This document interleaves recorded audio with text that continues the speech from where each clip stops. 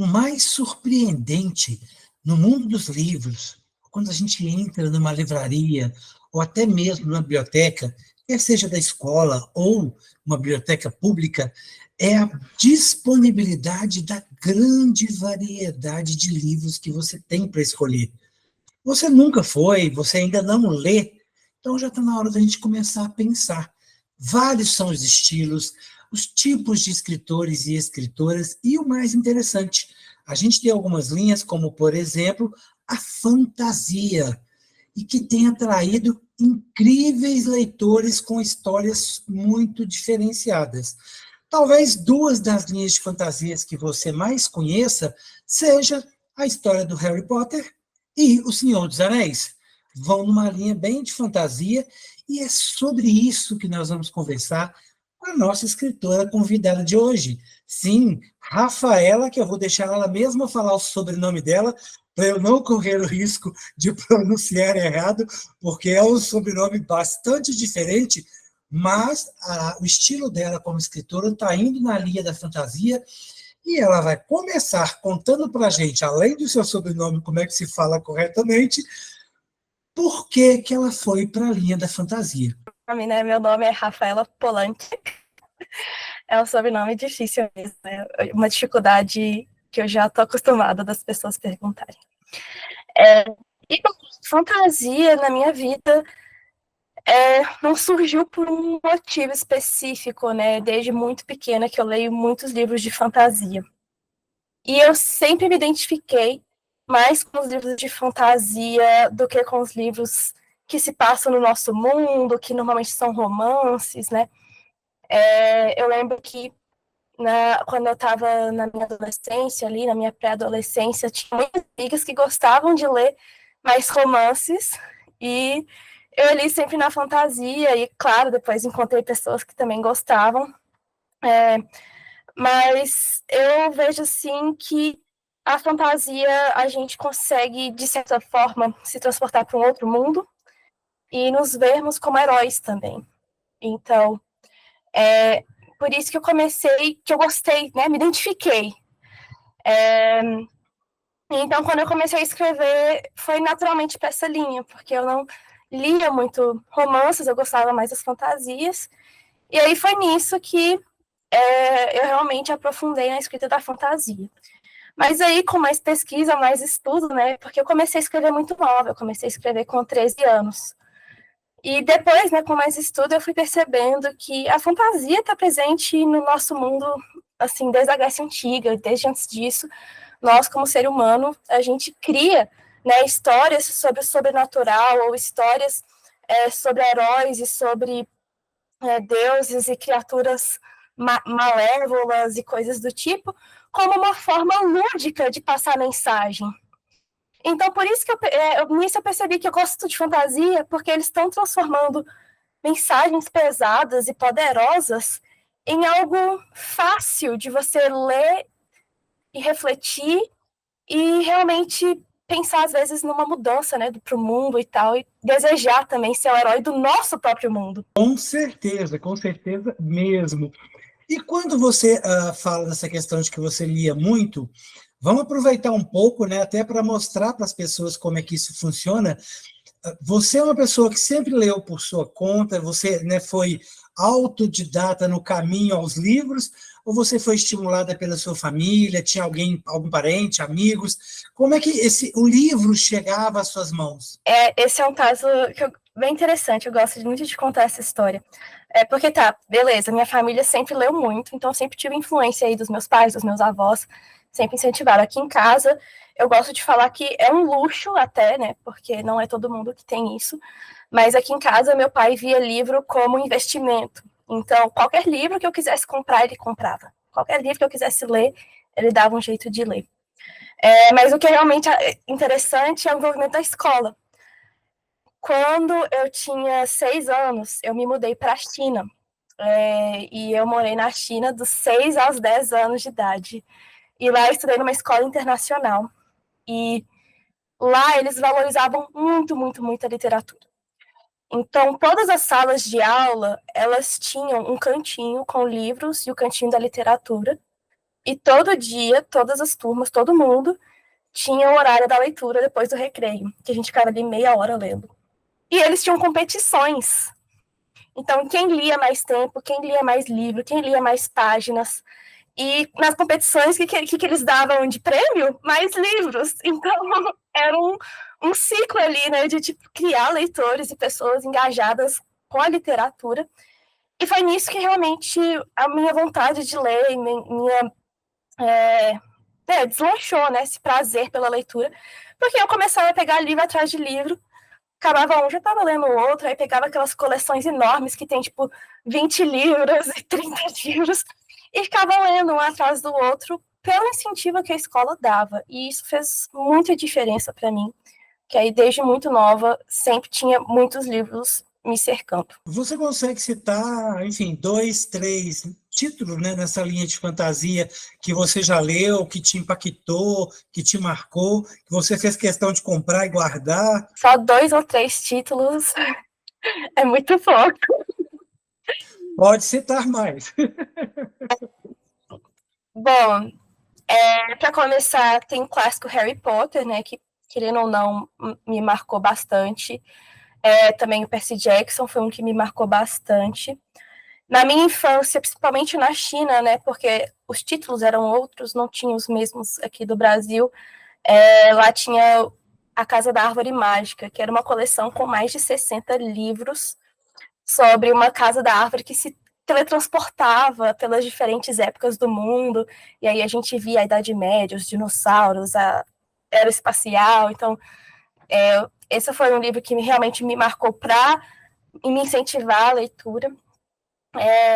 Aí tem também, tipo, O Nome do Vento, os clássicos, tipo, Senhor dos Anéis. Então, assim, todos esses me marcam de uma forma diferente. Você teve a oportunidade de ler Rainha Vermelha, A Maldição do Tigre, Os Deuses do Egito, da Colleen Hooke tem uma linha bastante de fantasia também, em que ela brinca muito com a fantasia e com a cultura do país ou do local onde ela escolhe para colocar as histórias dela. Sim, eu li A Maldição do Tigre, foi um dos que eu amei, assim, na época que eu li eu ainda era mais adolescente, assim, e eu adorei mesmo.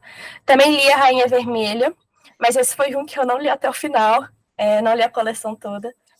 Então eu tive essa oportunidade e eu gosto muito, né, igual você comentou sobre A Maldição do Tigre, eu gosto muito desses livros que trazem culturas diferentes. Então, atualmente tem, por exemplo, Viúva de Ferro, que aí brinca com a cultura chinesa.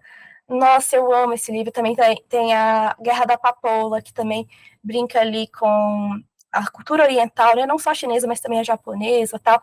São fantasias que eu acho muito ricas, né? Porque tem essa troca cultural, apesar de ser um mundo que não existe, né? Um outro lugar que não é nosso planeta Terra, por exemplo, tem esses aspectos, esses detalhes que a gente vê que é da cultura oriental, por exemplo, e sempre me encanta. Quando você já entra na questão da fantasia épica, né, qual foi seu primeiro livro, que você falou que começou aos 13, né, você publicou aos 13 ainda, aos 14, como que você chegou nessa história desse primeiro livro, né, como foi esse processo aí de elaboração, né, como é que você digeriu isso para botar isso tudo no papel? Então, meu primeiro livro foi O Rei Perdido, e essa é uma alta fantasia, e nesse livro, a ideia toda começou, na verdade, pelo meu avô. Ele só falou, a gente viu aqui no centro de BH, né, tem várias árvores muito grandes, parecem que são muito antigas, centenárias, assim, sei lá. E aí meu avô falou, imagina se tivesse um mundo mágico dentro dessa árvore. Com essa frase, eu criei um livro inteiro. E né, na época eu tinha 13 anos, quando eu comecei a escrever. Eu terminei de escrever com uns 14, mas eu não tinha a intenção de publicar. Quem queria que eu publicasse era o meu avô. E aí, nisso, começou esse processo de, tipo, então, se vai publicar, deixa eu levar isso mais a sério, né? Deixa eu fazer umas revisões aqui, umas correções, tentar aperfeiçoar o texto. Então, assim, eu realmente trabalhei bastante, assim, na época, para deixar ele o mais perfeito possível. E eu pude contar com esse apoio do meu avô. Então, ele foi publicado, apesar de eu ter começado a escrever aos 13, eu, de fato, publiquei ele aos 16, que foi em E qual 2014. é o resuminho do livro? Porque o livro é O Rei Perdido. Isso. O livro é O Rei Perdido, ele é o primeiro de uma trilogia, na verdade, então tem outros 2 depois dele. Mas eu falo que eles são livros meio soltos, que dá para ler um sem depender do outro. Mas tudo passa no mesmo universo, são os mesmos personagens, e eles estão lidando aí com deuses, objetos mágicos, criaturas tipo dragões, sereias. Então, eles estão lidando com esse mágico em um mundo que chama Jolebon. Ele é governado por um lorde que ele é tão cruel que ele tem apelidado de Lorde Perversos, que ele é um ditador e ele usa a magia das trevas. Então, é um grupo de jovens tentando procurar esses objetos mágicos, pedir ajuda dos deuses para derrotar esse Lorde. E aí, quais são os outros 2, então, que vêm complementando? É uma trilogia. Isso. Aí os outros 2 é o Império Subterrâneo e o Cálice Mortal. Que vem na sequência, e aí você fecha no terceiro a história? Fecha no terceiro. E aí, bom, foram bastante fantasias aí. Como é que foi? Um primeiro foi aos 16 e os outros 2, com quanto tempo você demorou para criar e fechar e lançar? O segundo foi no embalo. O segundo foi em 2014 que eu publiquei o primeiro, em 2015 eu publiquei o segundo. Porque quando eu estava no processo de publicação, né, para quem não sabe, publicar um livro demora, né? Você manda para o revisor, aí tem o capista, aí tem o diagramador, e aí volta para você, e aí não sei o quê. E nisso eu já estava escrevendo o segundo. Então o segundo saiu super rápido. E a mesma coisa, o terceiro, né? Enquanto o segundo estava nesse processo, eu já estava escrevendo o terceiro. E o terceiro ficou pronto. Eu gostaria de ter publicado ele em 2016, 2017, mas eu só consegui publicar ele de fato em 2019. Então, demorei um pouco aí para conseguir, porque, como eu sou autora independente, né, querendo ou não, eu dependo muito da venda dos livros, né, para poder publicar os próximos. Então, demorou um pouquinho mais para eu conseguir publicar o terceiro. Até para quem está nos ouvindo e para quem está assistindo também, né, o autor independente é aquele que paga a publicação do seu livro, né? Exato. Se ele não conseguir vender, ou se ele não tiver um patrocínio, ou a própria editora que o contrate, né, ele vai ter que gerar verba ali para ir pagando, né, as próximas publicações ou edições. Sim, exatamente. Então, com o primeiro livro, né, eu tive aí o apoio principalmente do meu avô e dos meus pais, né, da minha família, porque eu com 15 anos, 15, 16, não tinha nada. E aí, para o segundo livro, né, parte do que eu arrecadei da venda do primeiro ajudou a pagar, mas também precisei também de um auxílio da família de novo. E aí, para o terceiro livro, ia depender tudo de mim, eu já não tinha mais o apoio financeiro, assim, da família, até porque eu já tinha aí os meus 21 anos e tal, então, realmente foi uma luta de correr atrás, tentar o dinheiro para publicar. E nesse processo, para quem começou tão cedo, Rafaela, você tem, né, começou ali aos 14, quer dizer, parece que você ia para letras, né, que você ia ali para comunicação, e você chegou a fazer um curso superior, o que você escolheu e por que você escolheu? Então, eu fui para biologia. Eu fui para biologia, né? Todo mundo pensou nisso, né? Fazer um jornalismo. Eu até cogitei fazer jornalismo. Eu cheguei a prestar vestibular para o jornalismo, mas, tipo, eu realmente escolhi biologia porque eu sou muito apaixonada pela ciência. Eu sou muito curiosa, sabe? Então, desde muito nova. Acho que é por isso que eu me encanto pelos livros, porque eu sou muito curiosa. Então, quando eu percebi que eu poderia fazer descobertas e ser uma espécie de aventureira, sabe? Porque eu estou descobrindo coisas que pessoas comuns não conhecem, né? Eu fiquei, não, eu quero fazer biologia. Então, eu fui para essa área e, a princípio, eu queria até trabalhar com a parte mais ecológica, sabe? De ir para o mato, sabe? De analisar os animais, tentar preservação ambiental, uma coisa, né, meio que, tipo, Quer dizer, meio que eu querendo salvar o mundo, talvez. Não sei. Isso sou eu interpretando as minhas decisões. Mas aí, no fim das contas, eu me apaixonei pela neurociência. E aí, já tem aí 8 anos, mais ou menos. 6 anos que eu trabalho com neurociência. Agora, só por curiosidade, com neurociências aplicadas a quê ou em direção a quê? Eu trabalho com neurociência básica, né? Isso quer dizer que eu estou tentando descobrir coisas que ninguém sabe ainda sobre o cérebro humano. E, basicamente, eu trabalho atualmente com a importância do sono para a formação de memória, mas a gente estuda principalmente as bases fisiológicas e moleculares. Então, o que está acontecendo nas nossas células, nos nossos neurônios, enquanto a gente dorme, e como que isso está relacionado com a nossa memória. Então, é realmente um trabalho também bem de formiguinha, bem trabalhoso, requer muita tecnologia, né, para analisar esses parâmetros, essas moléculazinhas que tem nos nossos neurônios. E eu sou muito encantada, porque é a gente tentando criar uma história para explicar, né, esses fenômenos que acontecem no nosso cérebro. Para que simplificar se a gente pode complicar, não, Rafaela? E essa questão da formação da Rafaela, vocês já vão entender já já a biologia, para onde que a biologia levou ela. Tem tudo a ver com o livro que ela vai estar lançando aí no mês que vem. Vamos falar disso já já, mas existe um espaço entre a trilogia dela, né, desde O Rei Perdido, com os outros 2 livros. Vamos saber, então, o que veio nesse meio do caminho aí, né, como que ela mudou, né, ela saiu de dentro de uma árvore, da frase do avô dela, e foi para onde, antes de chegar no livro que você vai lançar em julho? Ano passado eu lancei O Uivo de Gelo. Esse é um livro também de fantasia. E, na verdade, essa história surgiu antes da pandemia. Era numa época que eu estava muito pensando sobre relações familiares. Sabe quando a gente chega naquela fase de a gente é adulto, mas ainda mora na casa dos pais, aí a gente tem aqueles conflitos familiares, a gente não sabe quem a gente é, que parte da gente é nosso pensamento ou a educação dos nossos pais, a gente começa a ter esses conflitos. Então, essa história é principalmente sobre isso, né? Sobre uma jovem que ela passa por conflitos que ela não sabe até que ponto ela cresceu nessa bolha criada pelos pais, só que num condado, num mundo mágico, num condado. E ela começa, quando ela sai dessa bolha, ela vê que o mundo, na verdade, é completamente diferente do que ela imaginava.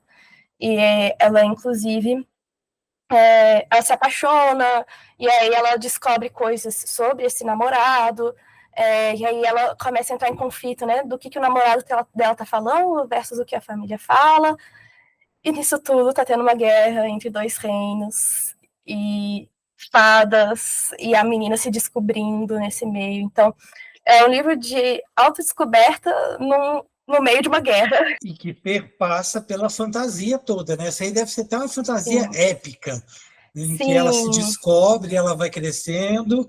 E o que fica em termos de lição para quem lê esse livro no final? Principalmente sobre a importância de se descobrir. Eu acho que é principalmente isso, a importância de se descobrir e que tá tudo bem errar. Porque essa personagem, ela comete muitos erros, tipo assim, erros muito, muito ruins. Então, O processo da escrita, Rafaela, ele é bem desafiador. A gente sabe que trabalhar um livro, colocar as ideias, organizar tudo isso. Como que é o processo da Rafaela? Como é que você parece uma pessoa muito organizada?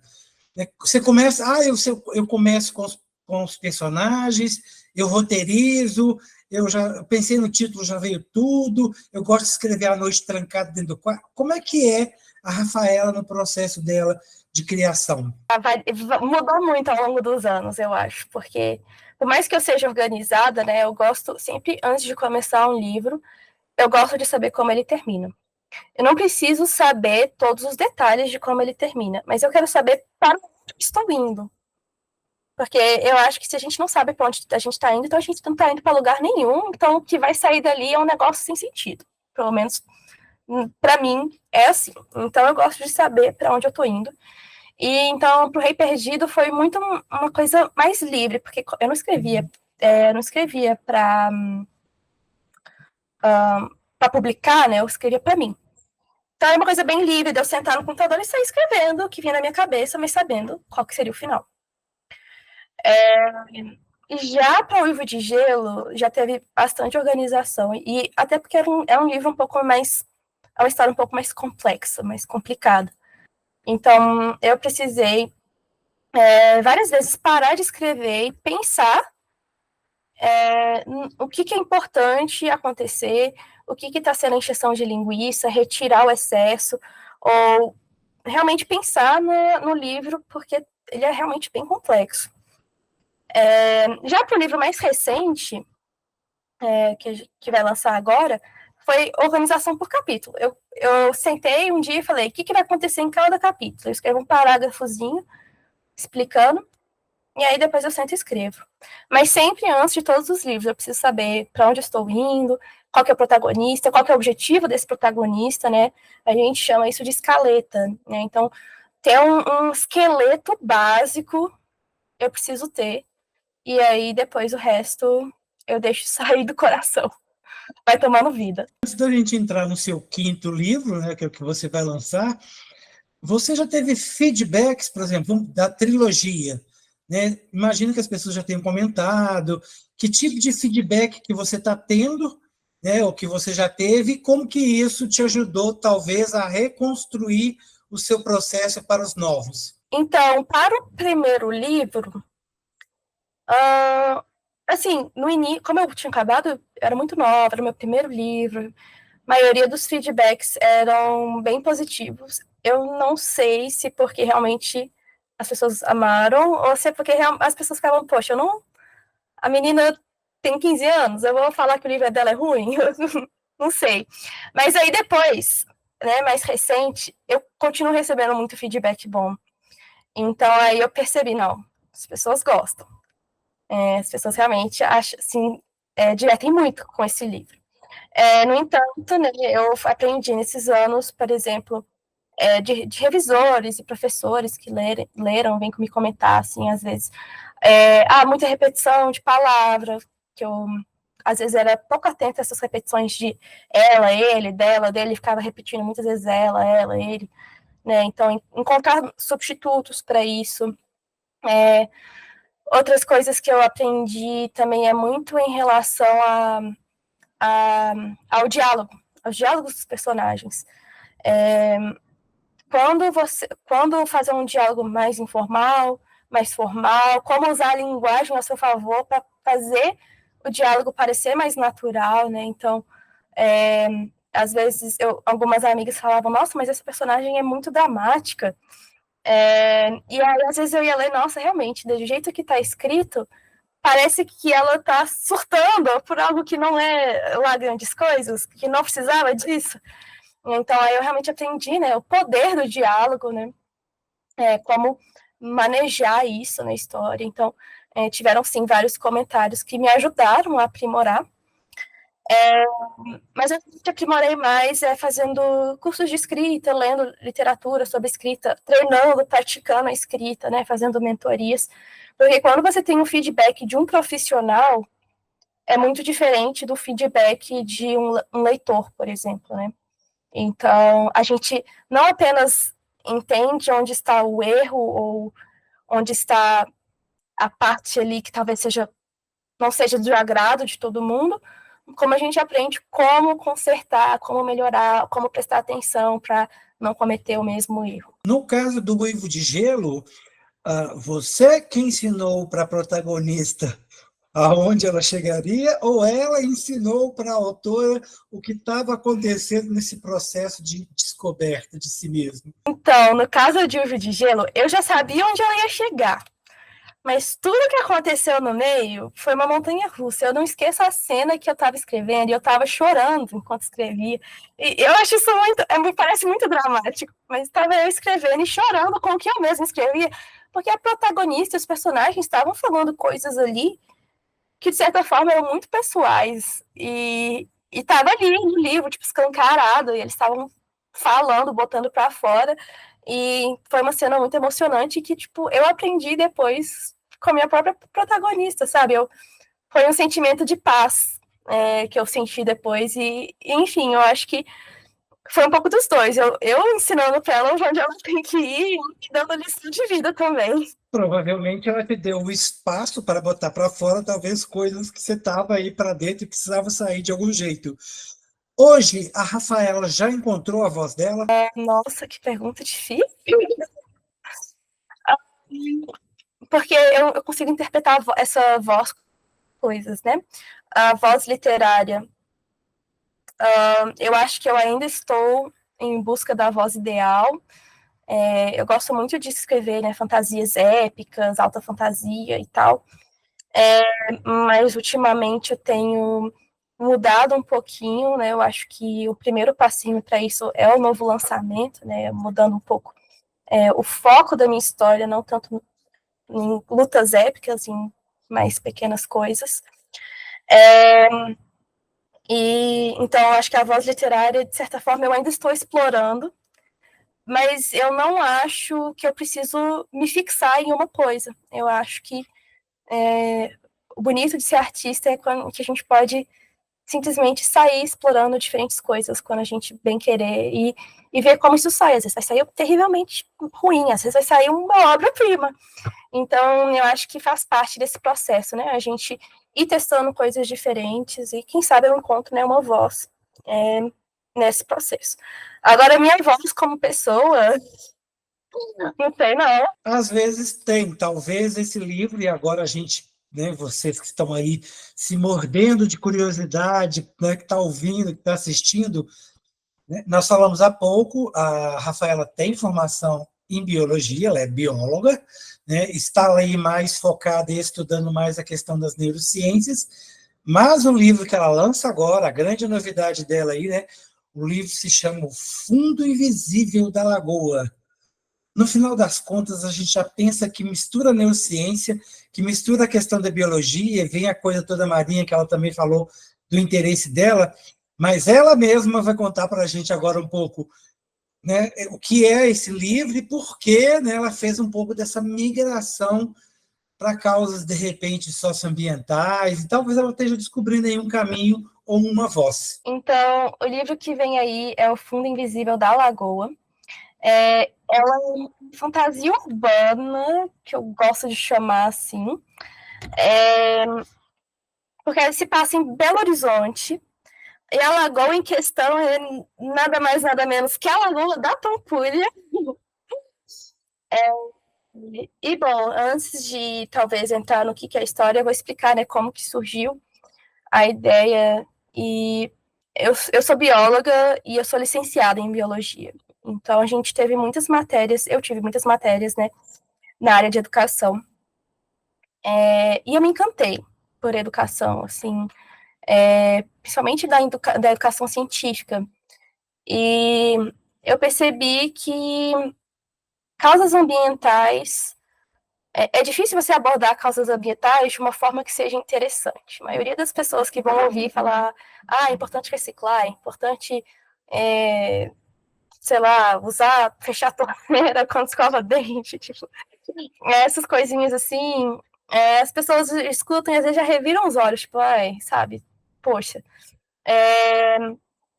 E eu queria trazer nesse livro, então, mostrar que as causas ambientais vai para além disso, né? E trazer também muitas pautas sociais, porque no Brasil,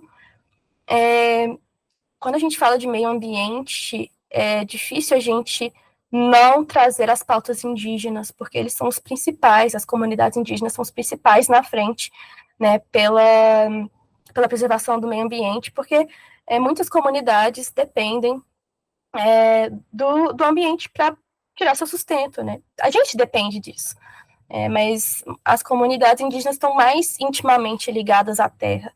Então, a luta deles é bem grande, é bem relevante.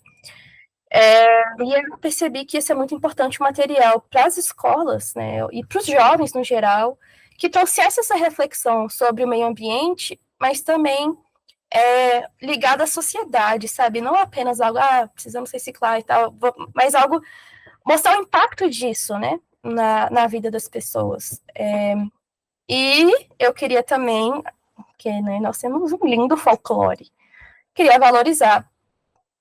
as histórias que a gente tem. Mas eu não queria trazer como folclore.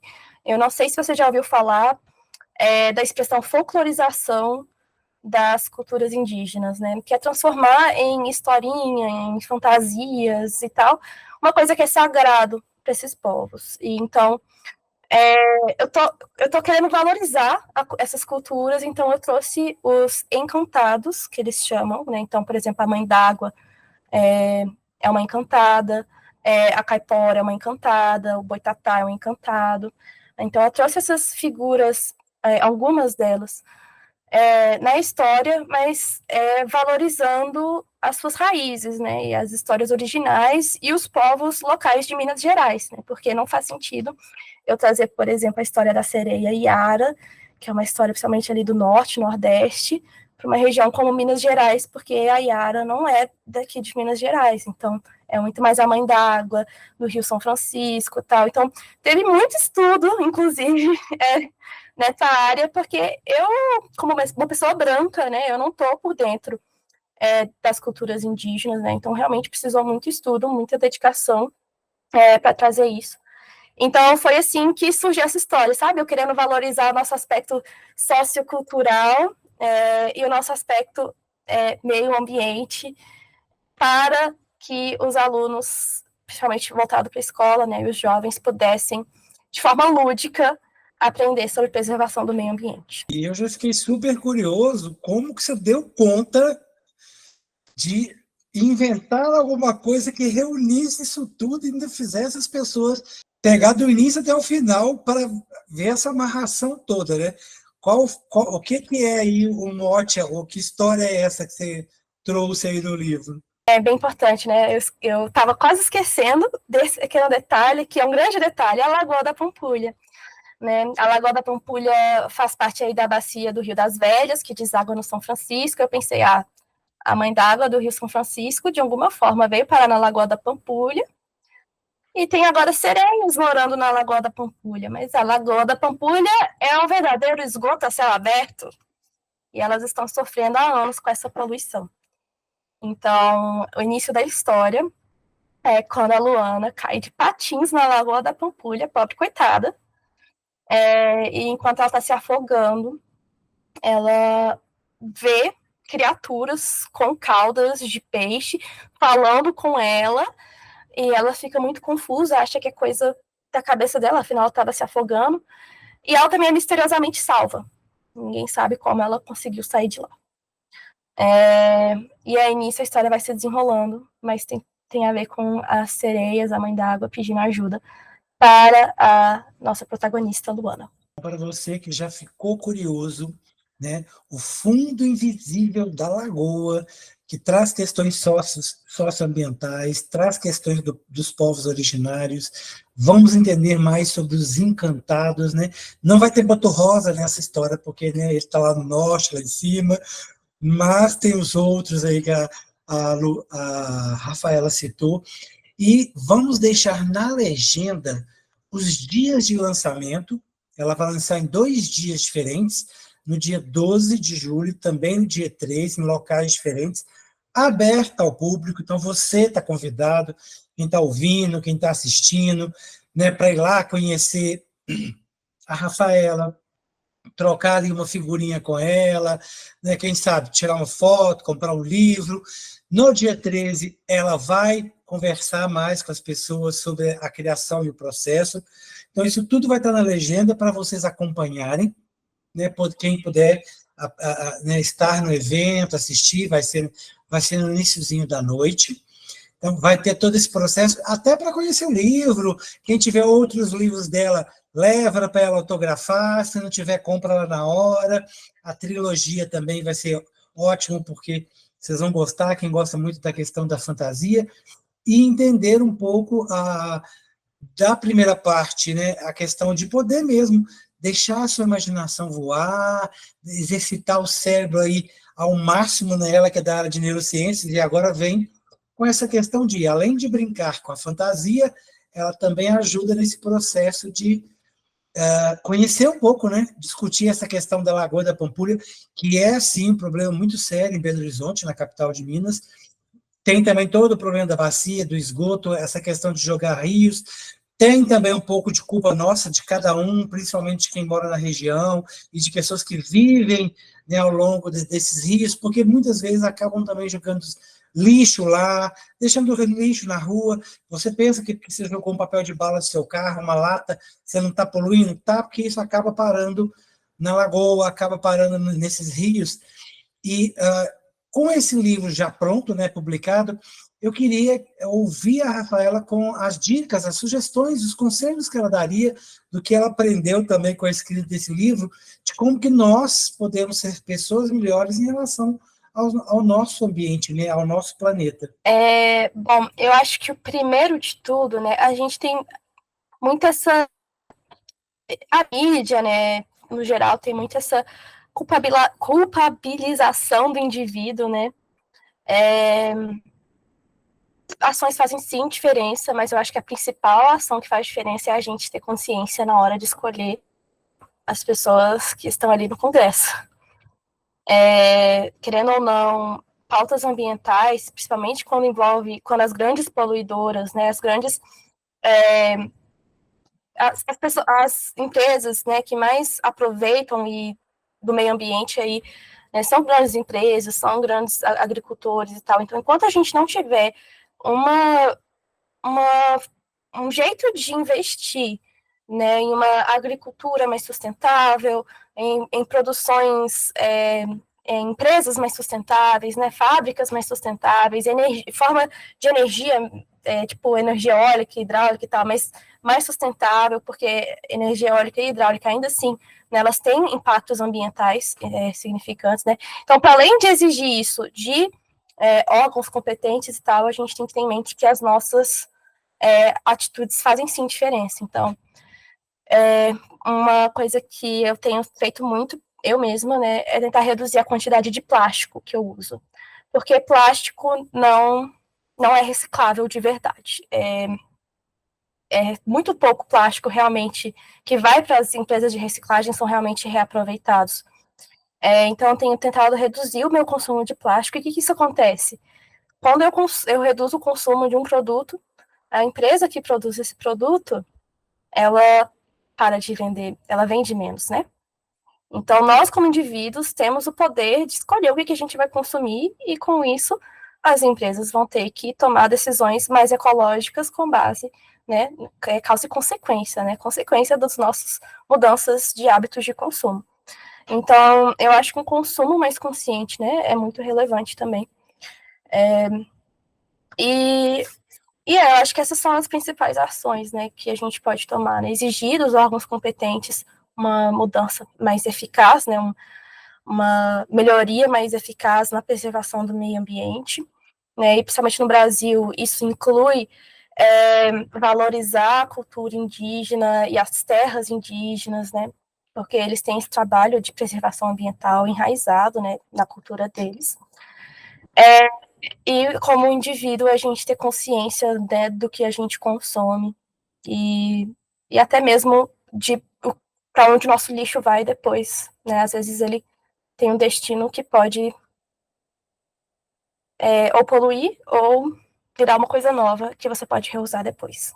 E é importante, até queria que você falasse, porque como a gente está falando um pouco dessa questão de escolher os nossos representantes, e aí se a gente é bastante criterioso e responsável nessa escolha, né, nós conseguimos aí lá na frente ter caminhos e ações melhores, né? O seu livro que vai ser lançado também está sendo resultado de uma política pública, né? Queria que você contasse isso para a gente poder fechar. Exatamente.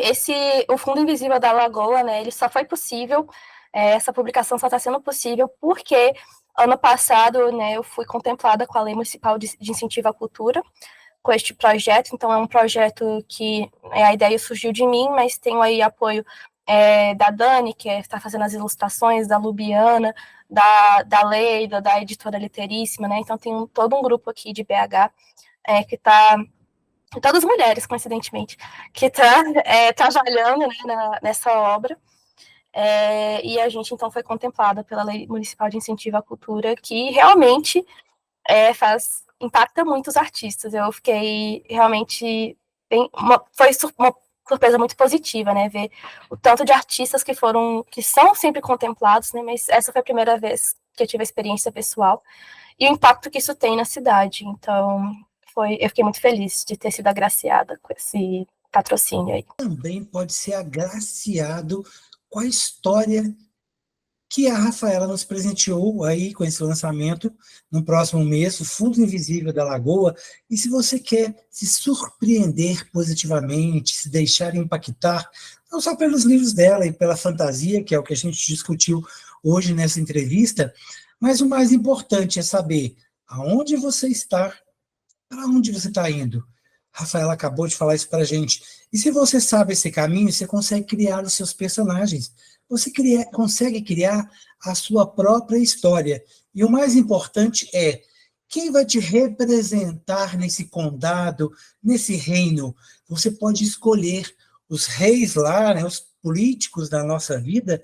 Né? Nós temos a oportunidade de escolhê-los. E aí é o momento de pensar nas pautas. Muitas vezes as pessoas ficam perguntando, como definir quem é o melhor político, em quem eu devo votar? Comece a se perguntar e pesquisar, como ela fez para o livro, quem é aquele político? Quais as pautas que ele defende? Questões socioambientais, a própria educação, o estímulo ao livro, como ficam as leis de incentivo, leis públicas, né, de despoluição aquática, de questões de redução de consumo, porque além da gente pensar nos nossos representantes, que também é uma responsabilidade nossa, uma outra convocação, e muito bem lembrado pela Rafaela, é a questão de lidar com os nossos próprios consumos. Você, dentro da sua casa, pode fazer sua parte em relação ao lixo papel, ao lixo plástico, ao lixo vidro. Quanto tempo de decomposição, né, esse material leva na própria natureza? E talvez você possa ter perto da sua casa, né, a coleta seletiva, ou possa entregar em algum lugar para ajudar melhor o meio ambiente. E o que você pode fazer, de repente, em relação às comunidades indígenas, em relação aos povos originários, né? Uma grata surpresa na última eleição foi muitas pessoas permitirem ou ajudarem a eleger indígenas, né, para as câmaras que ajudam a mudar o país. Nada mais justo que, afinal de contas, nós que não conhecemos como é que era estar mais próximo da natureza ou conviver em harmonia com o meio ambiente, como os indígenas convivem, né, isso tem tudo a ver com o início e construção do nosso país e aonde que a gente está e para onde que a gente quer ir. Leia na legenda, acompanhe aí os lançamentos da Rafaela, do livro dela no mês que vem, são 2 dias, vai ter a discussão no segundo dia, né? Tem os novos livros, a partir do momento que você lê O Fundo Invisível da Lagoa, você pode se encantar, de repente, com o uivo do gelo, e quem sabe você não está vivendo esse momento em que você quer uivar, você quer botar para fora o que te incomoda ou não, você quer se entender melhor, né? Tem tanta gente passando por isso. E também, quando você quer viajar, relaxar em relação à fantasia, vá lá pegar a trilogia do Rei Perdido.